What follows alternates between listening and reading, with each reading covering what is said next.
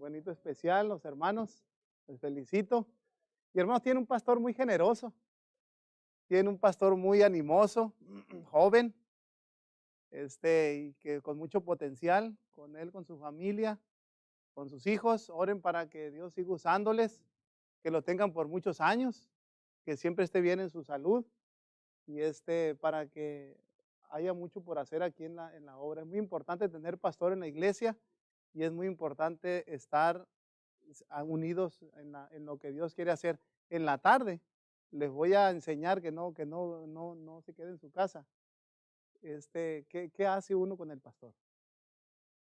¿Cuál es su parte para ayudar?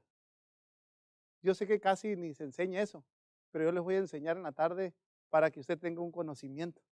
Y mire, todo va a estar muy bien, todo va a ser para bien. Recuerde que uno viene para nomás a enseñar y va a ser algo muy, muy bonito. Por eso vamos a aprender.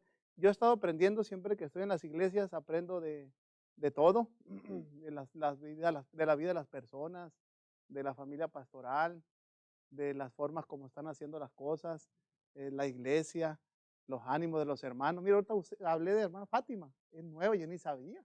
Pero qué bueno que no sé cómo están cada uno o cómo son, porque de una forma uno quiere ayudar como sean los hermanos y como vienen los hermanos, como se llaman los hermanos.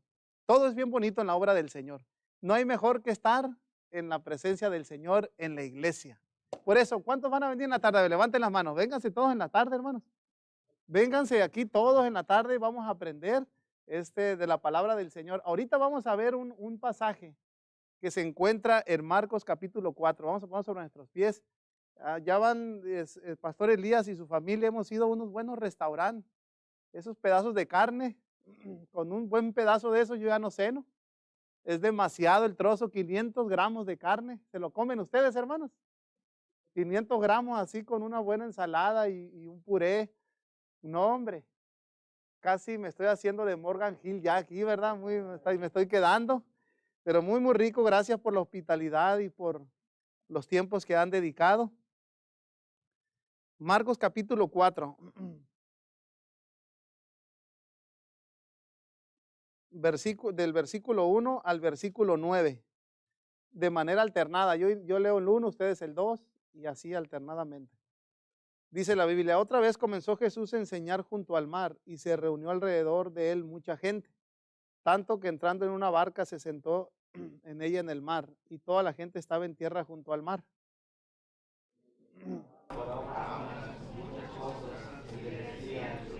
Oíd, he aquí el sembrador salió a sembrar.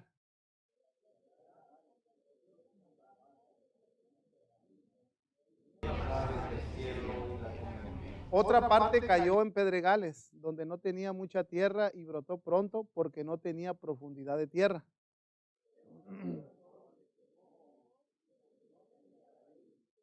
Otra parte cayó entre espinos y los espinos crecieron y la ahogaron y no dio fruto.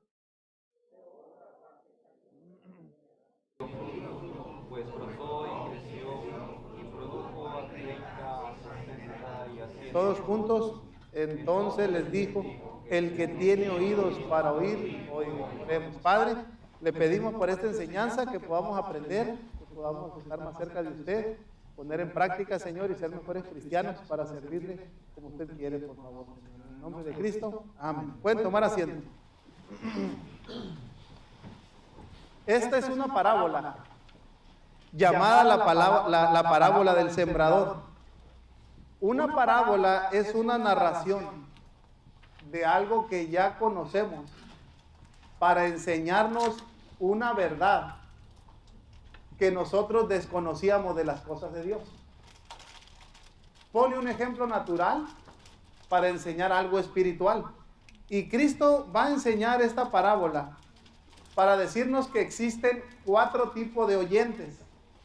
Cada oyente tiene un corazón distinto y responde diferente cuando escucha el mensaje de la palabra de Dios.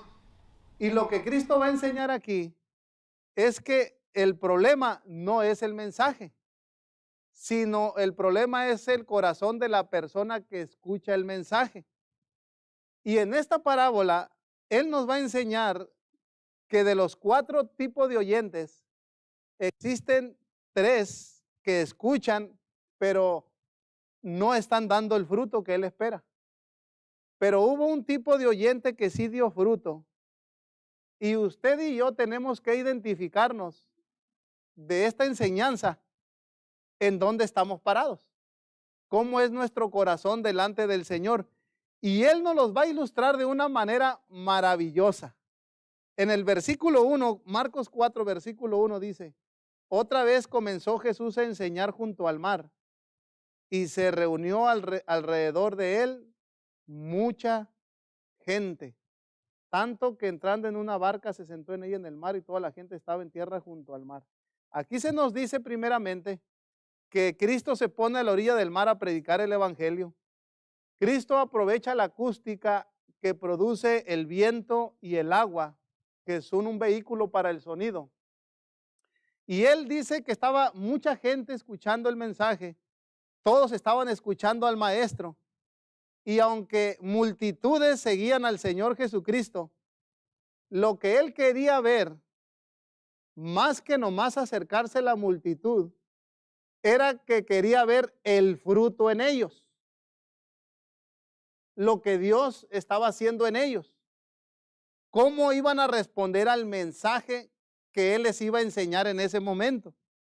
Y dice la Biblia que Él les enseñaba por parábolas, versículo 2, y les enseñaba por parábolas muchas cosas y les decía en su doctrina, o sea, lo que está diciendo la Escritura es que el maestro se esforzaba por explicarles bien la palabra de Dios, quería adoctrinarlos bien, quería enseñarlos bien. ¿Para qué era ese adoctrinamiento? ¿Para qué era esa enseñanza? ¿Por qué ponía parábolas para dar un mejor entendimiento a lo que él quería decir? Era para que dieran fruto en sus vidas, para que ellos comprendieran de una manera y una forma clara cuál era el mensaje para ellos de cómo vivir la vida cristiana. Es por eso que es muy importante que cada persona que es maestro o que es maestra o que enseña la palabra de Dios sepa explicarse bien, sepa entenderse bien, para que las personas que escuchan sean bien adoctrinadas y empiecen a beneficiarse y a aprender y a practicar las cosas que pertenecen al reino. Y entonces Jesús hace esta introducción y él va a desarrollar esta parábola y aquí es donde vamos a entrar en el mensaje. Ve el versículo 3. Oíd, he aquí, el sembrador salió a sembrar. Lo primero que está pidiendo el Señor Jesús es que escuche. Por eso lo sano para una iglesia y para cualquier lugar cuando se predica la Biblia es que nadie se esté moviendo, es que no haya niños para que ustedes puedan estar escuchando, es que si se aguante uno, apague el celular y haga las cosas, porque lo que queremos es oír, no queremos estar desapercibidos en el mensaje. Y entonces él dice, oigan, escuchen, dice, oíd, poner atención, porque el sembrador, dice, va a sembrar la semilla. Vean, ¿quién es el sembrador aquí? Versículo, vea el capítulo 4, pero vea el versículo 14, Marcos 4, 14, ahí mismo. Pero versículo 14 dice, el sembrador es el que siembra, ¿qué dice? La palabra. Bueno, el sembrador, dice el Señor Jesucristo, va a enseñar la parábola, dice el sembrador salió a sembrar y él mismo explica quién es el sembrador y dice que es el que va a sembrar la palabra. ¿Quién está sembrando la palabra aquí? El Señor Jesucristo. Entonces, es Cristo el que está sembrando la palabra junto a mucha gente que se estaba reuniendo en el mar y la semilla que el sembrador está sembrando es la palabra de Dios que se predica a otras personas. Esa es la semilla. Por ejemplo, yo ahorita que estoy predicando, yo soy el sembrador de la palabra. Cuando tú le hablas a otras personas el evangelio, tú eres el sembrador de la palabra. Todos nos convertimos en alguna manera en esta labor que Cristo está enseñando. Ahora versículo 4, Marcos 4, versículo 4. Y al sembrar, aconteció que una parte cayó junto al camino y vinieron las aves del cielo y la comieron. Dice aquí la Biblia que al sembrar esa semilla, una parte cayó junto al camino. ¿Qué significa esta palabra que una parte cayó junto al camino? Las palabras junto al camino significan que ese mensaje que Cristo enseñaba es como si cayera en personas con un corazón duro, en un terreno duro junto al camino. Es como si cuando la gente cuando uno pasa por un camino y pasa y pasa y pasa, ese camino torna a hacerse endurecido. Y entonces Cristo está entrando y está diciendo que aunque el sembrador, que aunque el predicador sea muy bueno y tenga muy buenos mensajes, predique una buena semilla, aún así parte de ese mensaje, dice Cristo, va a caer en personas donde no se penetra fácilmente. ¿Por qué? Porque va a haber personas que están endurecidas. Por ejemplo, va a haber personas que quizás los pisoteó el esposo. Va a haber personas donde hay mujeres que han visto morir a sus hijos de fea manera. Va a haber personas donde han sido menospreciadas, traicionadas, como que han sufrido mucho y se provoca en ellos un endurecimiento en su corazón. Y entre toda esa gente que se acercaba a escuchar a Cristo, había gente que estaba dura, había gente que estaba sufrida, había gente que estaba menospreciada, gente que tenía mucho resentimiento en su corazón. Y esas personas muchas veces cuando oyen la palabra de Dios, cuando llegan a asistir a una iglesia o cuando alguien les habla el evangelio, no responden muchas veces al mensaje o no son conmovidos porque están endurecidos, y Cristo menciona junto al camino para enseñar de este tipo de personas. Ahora, vea la interpretación que él mismo va a dar de las personas que son junto al camino. Marcos capítulo 4, ahí mismo, pero el versículo 15. Y estos son los de junto al camino, en quienes se siembra la palabra, pero después que la oyen, enseguida viene Satanás y quita la palabra que se sembró en sus corazones. Aquí dice que estas personas escuchan el mensaje, después que oyen, viene Satanás y quita la palabra que se sembró en sus corazones. ¿Cómo está eso de que viene Satanás para quitar lo que han escuchado? Por ejemplo, un ejemplo. Allá en Los Mochis, en una ocasión, hablando con un señor del evangelio, en la pura entrada de Los Mochis, era un taller, era un señor mayor, y entonces entramos tocando puertas, invitando, estaba abierto todo, y platiqué con ese señor, le dije, pues soy pastor de la iglesia, andamos haciendo invitación a la iglesia, enseñando el evangelio, y ya le empecé a decir yo lo que era el evangelio, y que sería un honor para nosotros que nos acompañara un día a la iglesia. Y yo empecé a hacer ameno con él, y él me dijo, está muy bien lo que usted dice, me dijo, pero ¿cómo voy a volver a ir a la iglesia si a la iglesia donde nosotros asistíamos antes, un hermano se acostó con mi esposa y los encontré en la misma cama donde yo duermo? Escuchó el mensaje, sí, pero Satanás muy rápido recordó. Y lo que fue sembrado en un momento fue quitado. Entonces, ¿qué estamos viendo aquí? Que la palabra puede ser bien expuesta y puede ser bien entendida, pero Satanás, el enemigo, siempre nos va a estar recordando el pasado, la infidelidad, los enojos, y lo que se siembre en nosotros en un momento con un recuerdo puede ser quitado. Y con eso él no permitió ser sanados sus heridas. Así, hermanos, semejante a esta analogía que les estoy diciendo, existen personas en el mundo sufridas, heridas, que se necesita seguir orando, seguir invitando, seguir insistiendo, para que esa persona un día pueda perdonar, se puedan doblar y puedan ver la necesidad de Dios en sus vidas. Si tú, por ejemplo, has pasado por cosas difíciles y estás duro o dura en ciertas áreas, tú sigue viniendo. La Biblia dice que la palabra de Dios es como un martillo que quebranta la piedra. Por más duro que esté una piedra, el martillo la quebranta. Por más duro que esté una persona o una hermana, o una mujer o un hombre, mientras él viene o ella viene y logra venir, y aunque traiga recuerdos, la palabra de Dios va a ir hablando, va a ir hablando, va a ir hablando, va a ir golpeando hasta que un día pueda ser sensible otra vez a la voz del Espíritu Santo o de la palabra de Dios que es enseñada. Entonces, dice que la Biblia que Él sana nuestras heridas y es nuestro doctor particular. Él tiene los tiempos.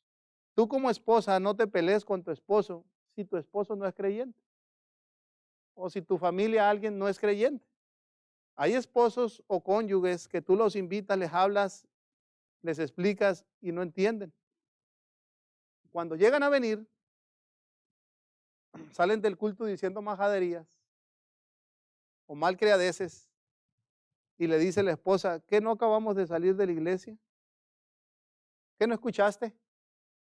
Pero muchas veces ellos siguen endurecidos. El consejo es este: tú sigue orando, sigue viniendo, sigue invitando, sigue hablándoles, porque muy seguramente estas personas que están endurecidas tienen un pasado o han visto cosas o han sufrido cosas o han experimentado situaciones que todavía les son de tropiezo.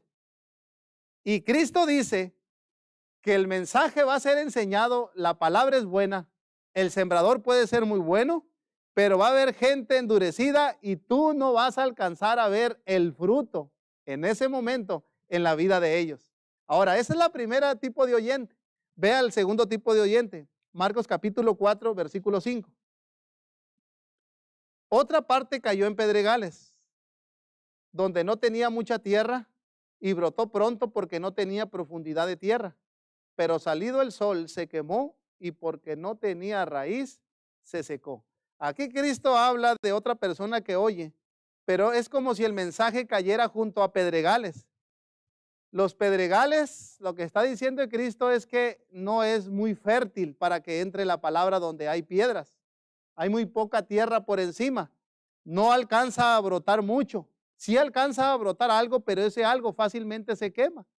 Sale el sol porque no tenía profundidad esa rama o esa flor o ese árbol o esa persona, como no estaba muy agarrado de hasta adentro, dice la Biblia que fácilmente vuelve a ser quitado, no sirve ya después.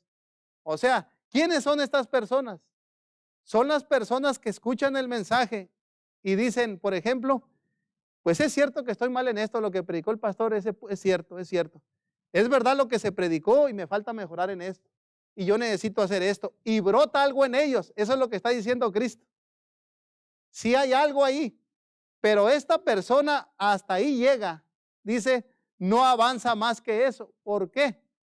Porque Cristo dice que no hay profundidad en ellos.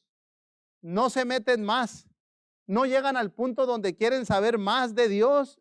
No llegan al punto donde empiezan a hacer cambios en sus vidas y no alcanza uno a ver el fruto en ellos. Ahora, vea la interpretación que va a dar él. Marcos 4, versículo 16. Estos son asimismo los que fueron sembrados en pedregales. Ahí está, esa es la segunda. Los que cuando han oído la palabra al momento, la reciben con gozo, pero no tienen raíz en sí, sino que son de corta duración, porque cuando viene la tribulación o la persecución por causa de la palabra, luego tropieza hasta ahí. O sea, hay personas, lo que está diciendo el Señor Jesucristo, que van a escuchar de Dios y a mí me han dicho muchas veces, pastor, me gusta como predica. Pastor, me gusta porque es muy entendido y habla muy claro. Me gusta venir a la iglesia, me gusta escuchar al coro, me gusta escuchar los especiales y se les ve motivados y aún me dicen que van a seguir viniendo. Pero ¿cuál es el problema? Porque dice que hay una chispa de gozo. Ahí lo dice. Pero otra vez ve el versículo 17. Pero no tienen raíz en sí, sino que son de corta duración, porque cuando viene la tribulación o la persecución por causa de la palabra, luego tropiezan. Dice aquí que no tienen raíz en sí, que son de corta duración. y habla él de personas que de repente ya no están en la iglesia. Tú te las puedes encontrar en la calle, te las puedes encontrar en el restaurante, en el desayuno, te las puedes encontrar en Walmart, en la panadería. Y usted puede preguntar, oye, no, disculpe, ¿usted iba a la iglesia? No, ¿cómo ha estado? Y ellos te van a contestar, es que no he podido. Es que el trabajo. Es que mi esposo consiguió esto y se nos ha dificultado hacer esto y aquello, no hemos podido ir a la iglesia. Y dice la Biblia que es muy corto el tiempo en el que estuvieron motivados y que decía que les gustaba. Algo pasó que no continuaron hacia adelante. Y luego dice algo más. Vea el versículo 17. Pero no tienen raíz en sí, sino que son de corta duración. Son de corta duración. Dice, porque cuando viene la tribulación o la persecución por causa de la palabra, luego tropiezan. Dice que cuando viene la tribulación. Ahora, la palabra tribulación aquí significa estrechez. Puede ser una estrechez económica, puede ser una estrechez de salud, un problema de salud, puede ser una situación en que esa persona se encuentre limitada, como en estrecho, y esa prueba, dice el Señor Jesucristo, no la pasan. Quiero decirles que es un error creer que saliéndose de la iglesia y dejando de buscar a Dios les va a ir mejor o van a tener mejores oportunidades. No es cierto. El mismo Señor Jesucristo, hablando de todo esto, Él dijo, alejados de mí, nada podéis hacer. Entonces, vemos que va a haber personas que van a sufrir un tipo de estrechez en sus vidas. Puede ser de salud, económica, de trabajo, de lo que usted quiera, y eso los va a alejar de la iglesia y no van a volver, va a ser muy pronto eso. Ahora, vea qué más dice el versículo 17. Pero no tienen raíz en sí, sino que son de corta duración, porque cuando viene la tribulación o la persecución, dice, por causa de la palabra, luego tropiezan.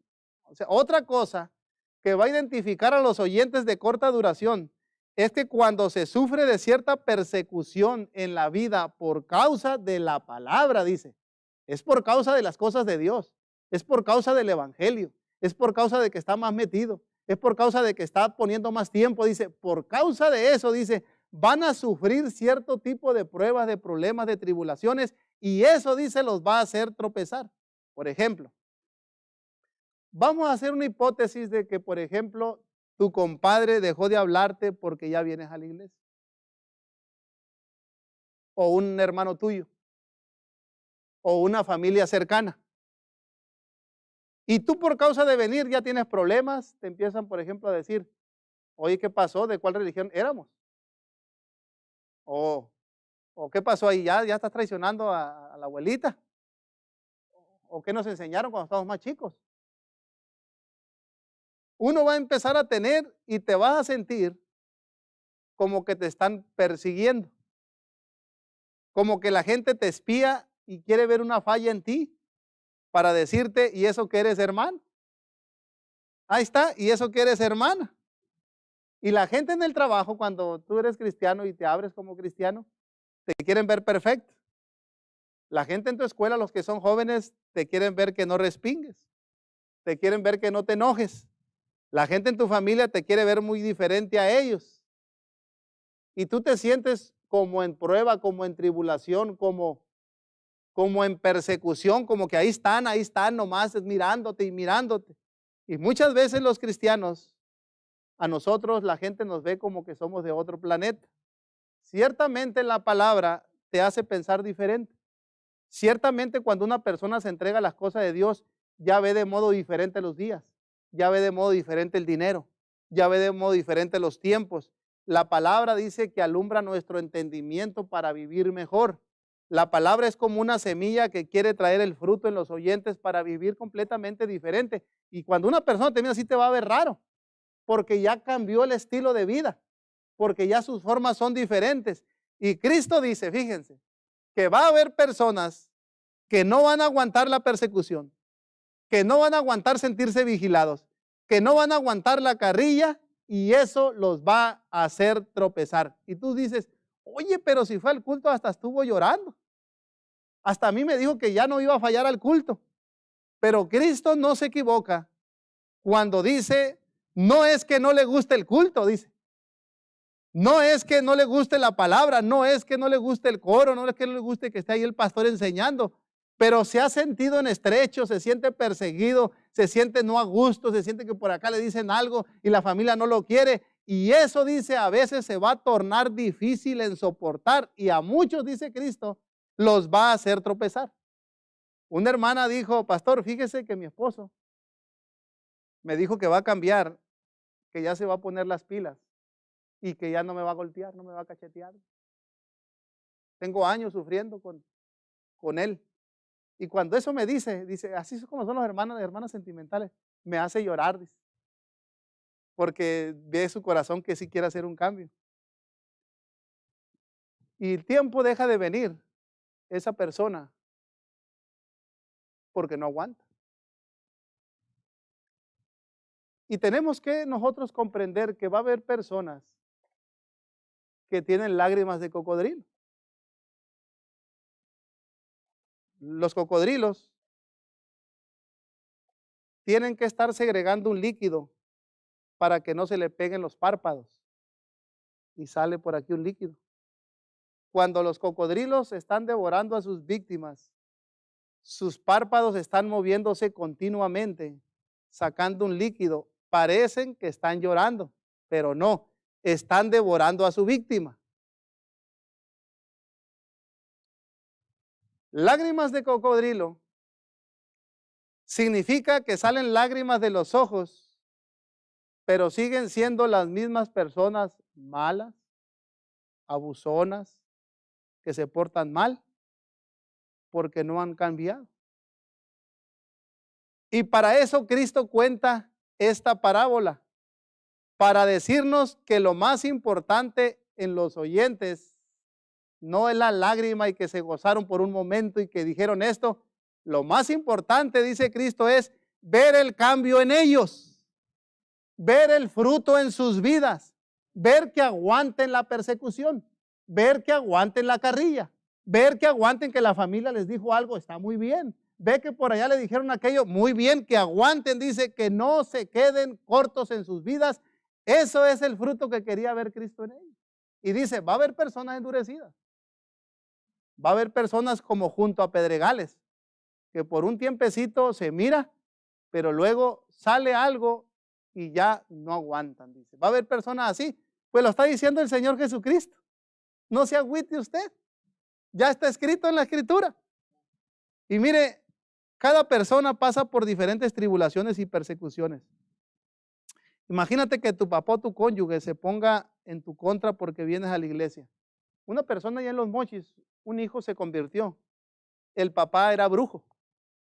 Bueno, hacía de brujo y le sacaba el dinero a la gente. Pero el hijo se convierte y le dijo, hijo, si tú no agarras el camino de tu papá, no te quiero en la casa. Y mientras traigas la Biblia bajo el brazo, vete. Y entonces este hombre dijo, ¿qué hago?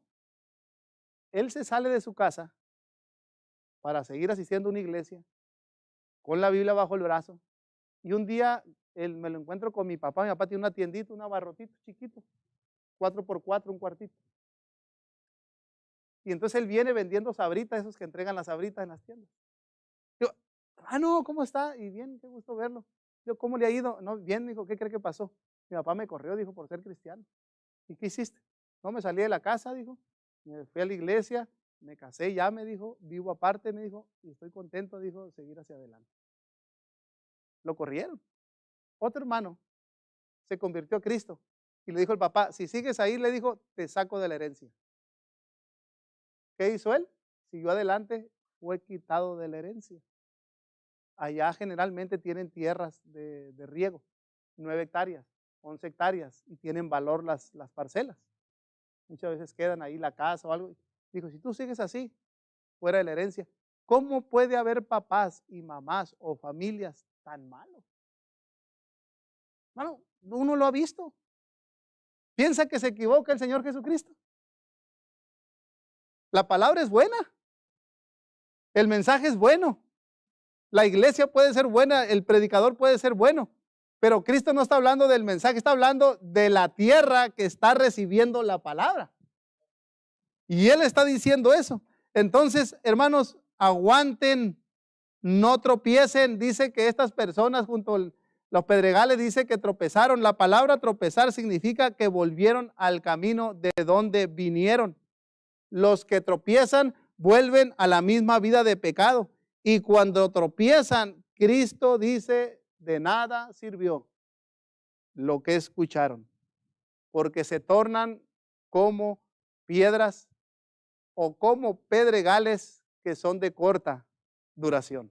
Ahora vamos al tercer tipo de oyentes. ¿Sí está comprendiendo? Vamos al tercer tipo, Marcos 4 otra vez, versículo 18.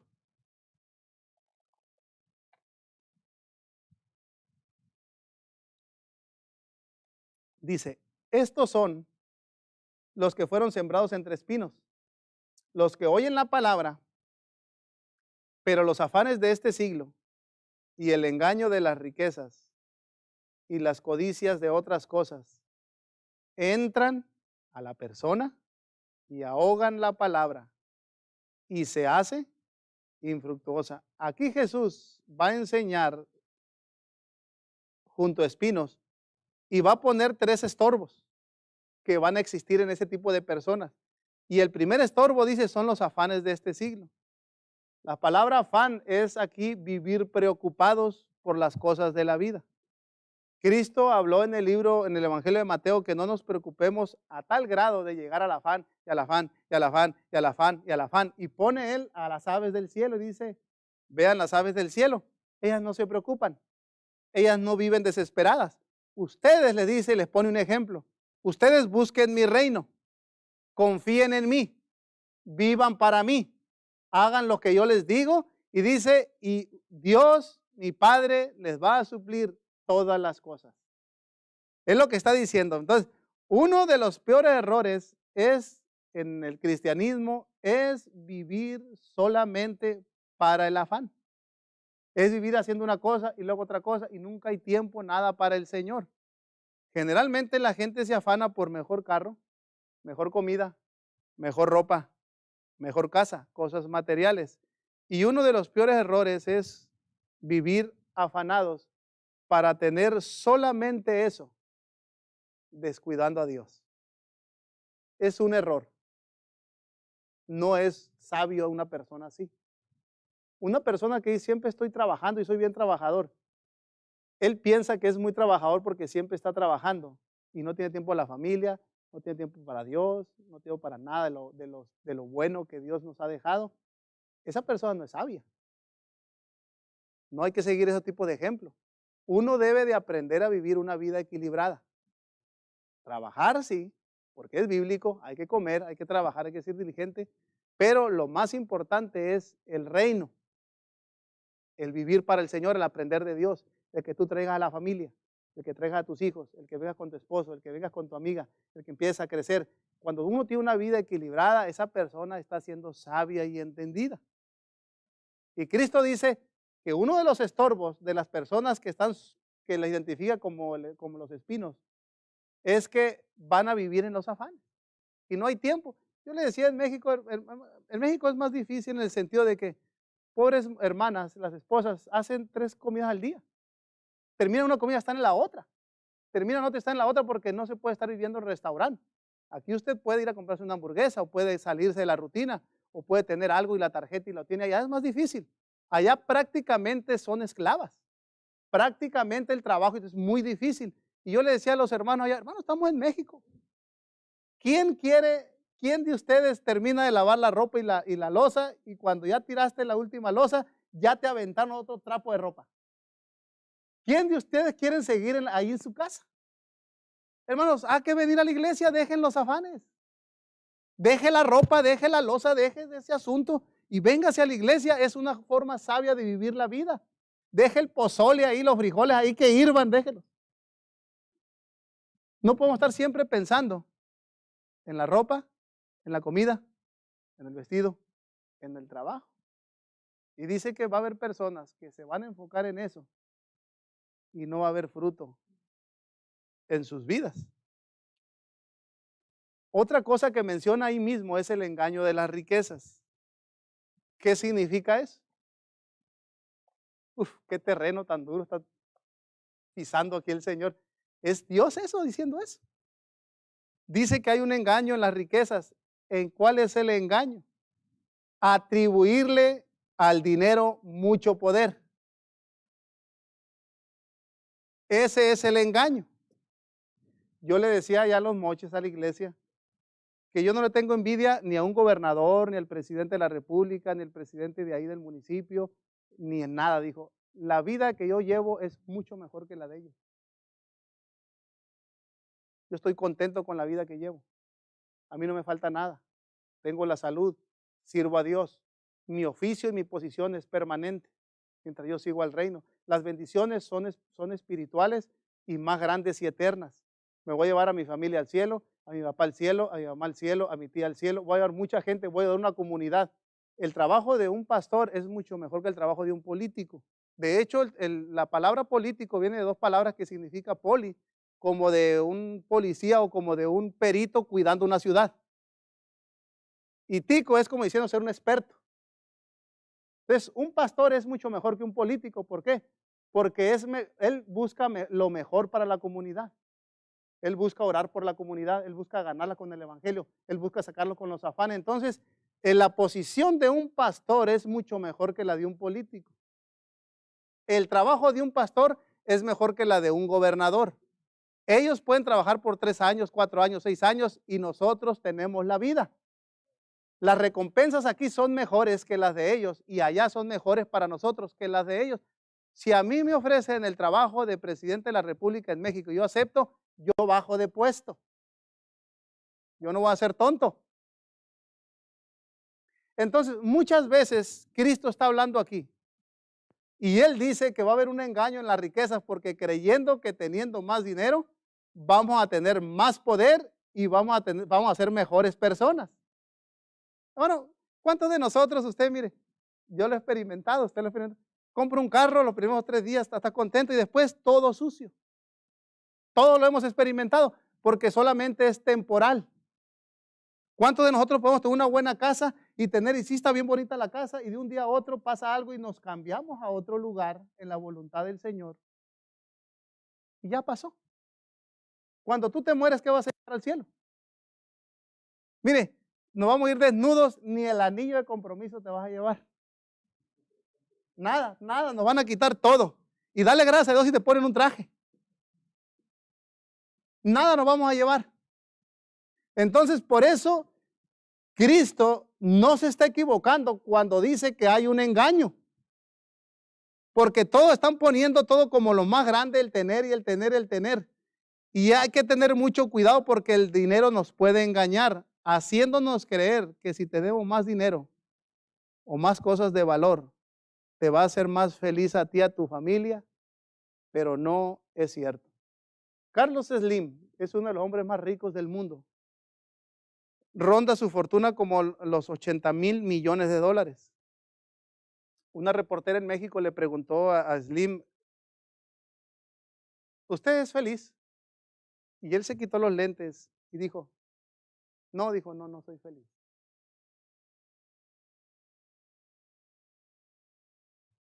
Jesús dijo que la vida del hombre no consiste en la abundancia de los bienes que posee.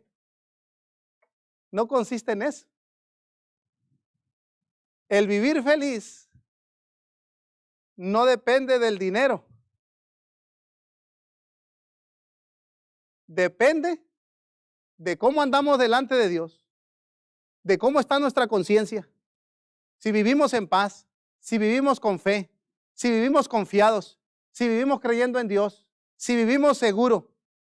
La Biblia dice que la bendición de Dios es la que enriquece y no añade tristeza con ella, hermanos. Es una tremenda diferencia. Entonces, imagínese usted una vida enriquecida, como por ejemplo una vida íntegra como la de Job, una vida de fe como la de Abraham, una vida de oración como la de Daniel y Elías, una vida arrepentida como la de David. Estos hombres y muchos más no fueron distinguidos por buscar las riquezas ni las cosas materiales. Ellos fueron identificados como hombres de fe y Dios les abundó en riquezas materiales.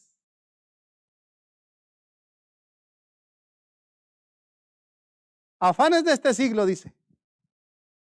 Engaño de las riquezas. Y luego dice, y otras codicias necias. ¿A qué se refieren las codicias?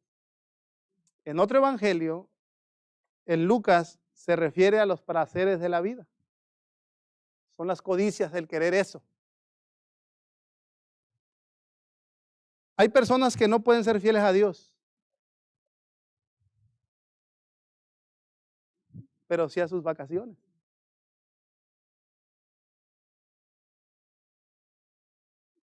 Ya se me entristecieron.